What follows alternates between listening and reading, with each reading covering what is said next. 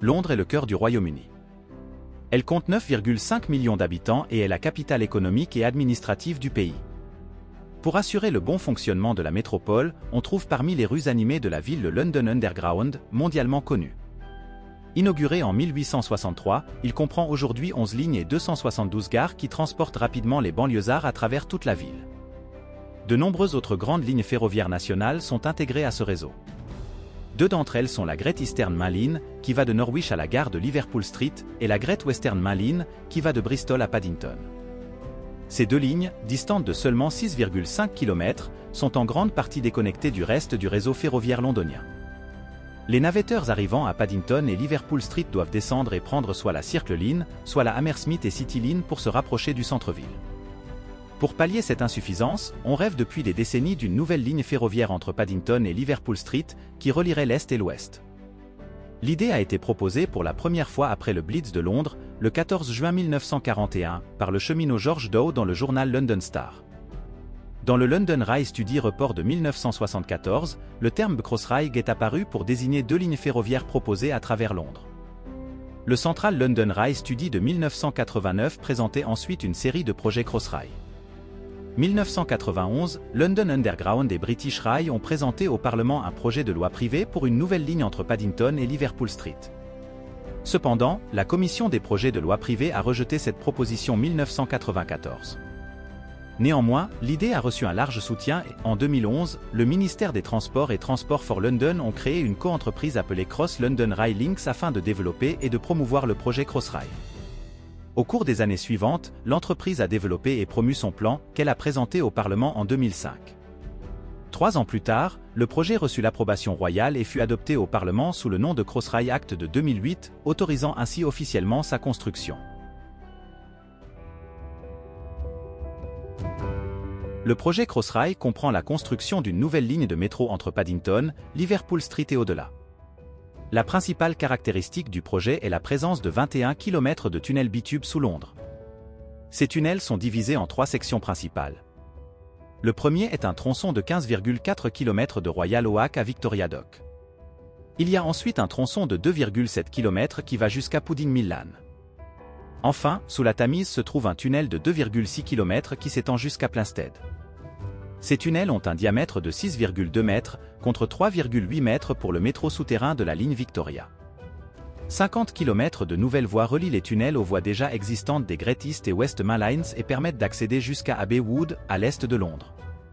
Enfin, 10 gares flambant neuves, dont 8 souterraines, sont situées le long de la ligne. Crossrail ne se contente pas de desservir le centre de Londres, mais va également jusqu'à l'aéroport d'Heathrow, offrant ainsi une liaison plus rapide et plus économique avec le plus grand aéroport du pays. Plus loin, la ligne est reliée aux Great East et West Main Lines, qui vont de Shanfield à l'est à Reading à l'ouest. Le projet, dont le coût total s'élève à près de 19 milliards de livres, est financé par différentes sources au Royaume-Uni, notamment le ministère des Transports, Network Rail, Transport for London et des entreprises locales. On s'attend à ce que Crossrail améliore considérablement le réseau de transport londonien. Il augmentera la capacité ferroviaire de 10%, réduira la congestion et transportera jusqu'à 200 millions de passagers par an. Avec des trains rapides ne desservant que quelques arrêts, les temps de trajet domicile-travail dans la ville seront également drastiquement améliorés.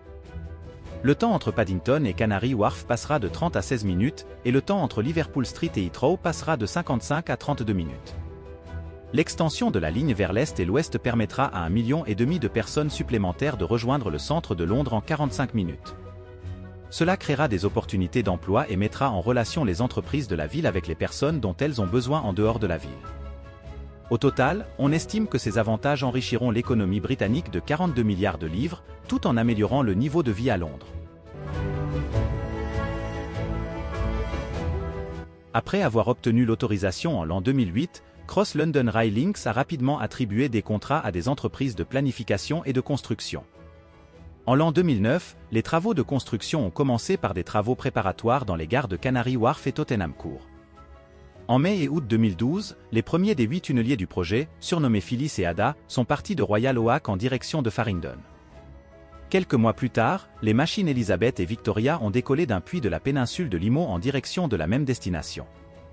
En janvier et mai 2013, les machines Sophia et Mary sont parties de Plainsted pour traverser la Tamise en direction de North Woolwich.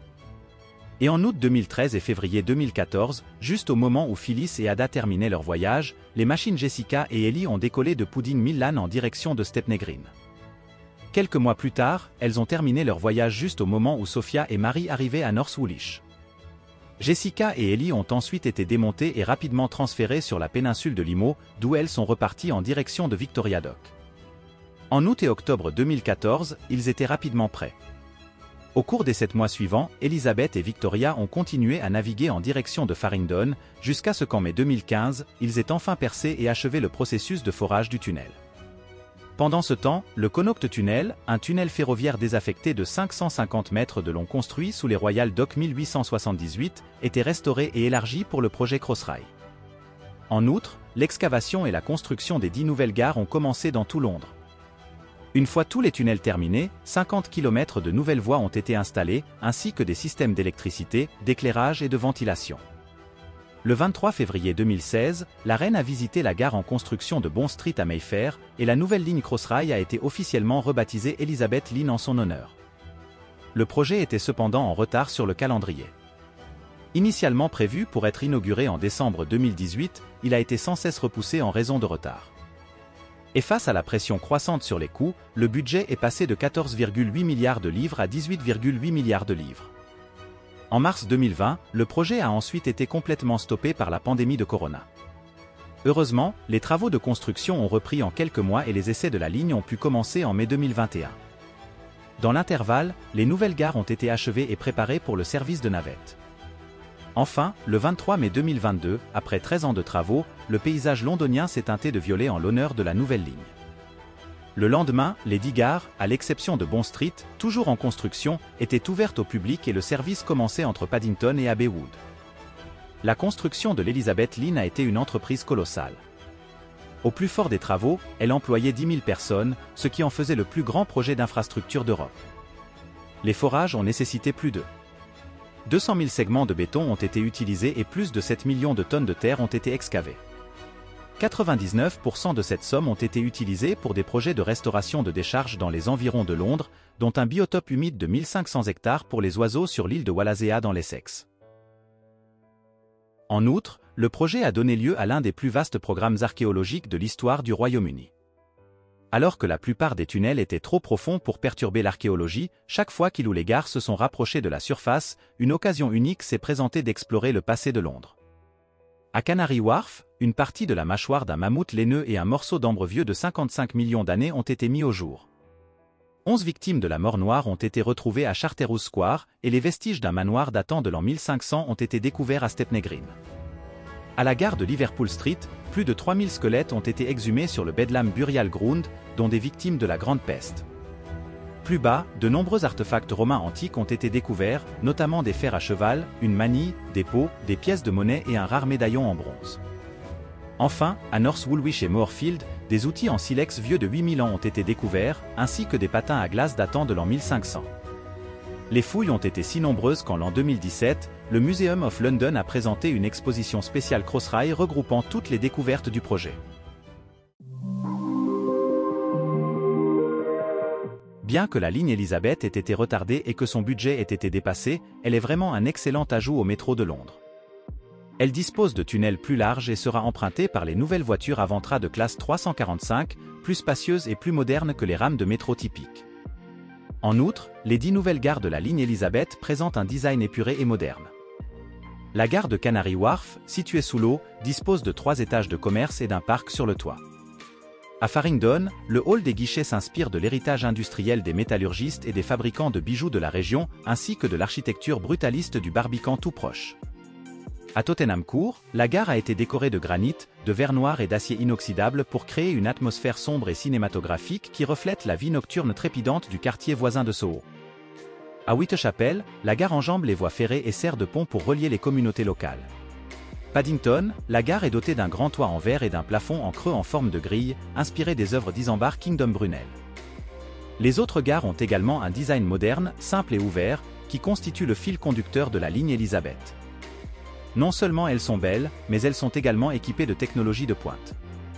Les gares se partagent 18 puits d'aération qui permettent de refroidir les gares et d'évacuer rapidement la fumée en cas d'incendie. Et le long des quais, 3 km de portes grillagées empêchent les gens de tomber et isolent les quais de la poussière sur les voies, les gardant ainsi propres. Il n'est pas surprenant que cette ligne, avec son infrastructure rapide, moderne et spacieuse, soit la nouvelle favorite des Londoniens. Toutefois, le projet n'est pas encore tout à fait terminé. Actuellement, l'Elizabeth Line ne circule qu'entre Paddington et Abbey Wood et est fermée le dimanche. Cependant, à la fin de l'année 2022, le trafic a commencé vers Reading, Shanfield et Heathrow. Et au début de l'année 2013, la ligne est devenue pleinement opérationnelle, avec 24 trains par heure sur le tronçon central. Les planificateurs regardent déjà au-delà de ce point.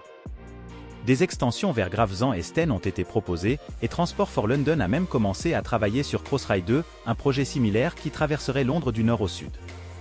En résumé, Crossrail et la nouvelle Elizabeth Line ont transformé le métro londonien et constituent une évolution du plus ancien système de métro du monde pour la décennie à venir.